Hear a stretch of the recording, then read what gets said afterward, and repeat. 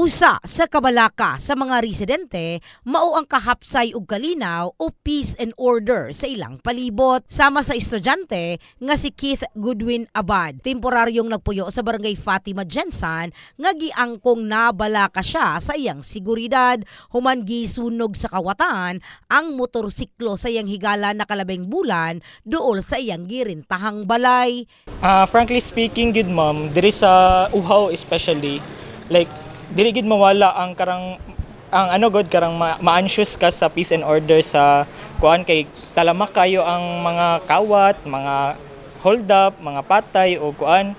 And actually nahimo pud kong first hand nga naka-experience ana ma'am kay recently na news pud to sa brigada katong gisunog nga motor sa kuang migo kay sa kuatong boarding house na hitabo. Dugang ni Abad, nakita niya nga ningas kugon ang gipatumang seguridad sa Jensan, dungagan pa sa mga lugar nga ngit-ngit ug walay mga suga. Samtang nakita usab ni Mario Aguha, professor sa Department of Department sa Mindanao State University Jensan, nga angayang palambuon pa sa syudad, partikular sa LGU, ang pagpasiguro sa seguridad sa Jensan.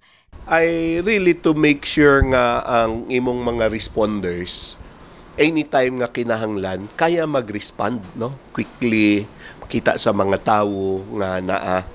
I think kinahanglan na siya i-boost sa local government units and atong kapulisan no.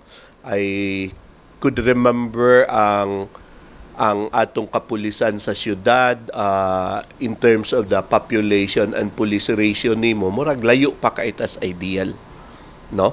Tapos expanding baya ang atong syudad naka-economic activity. So, ang crime, dili lang na ginakumit sa mga taga-Jensan, no?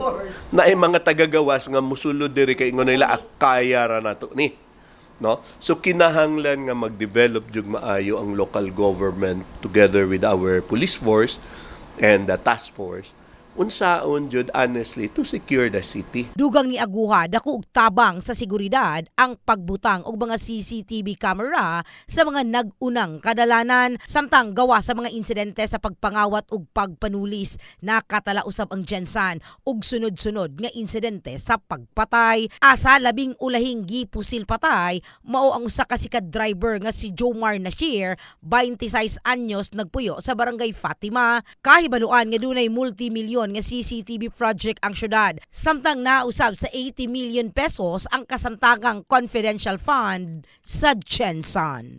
In the heart of changing lives. Kini sa Brigada Richelle Gubalani. Brigada News.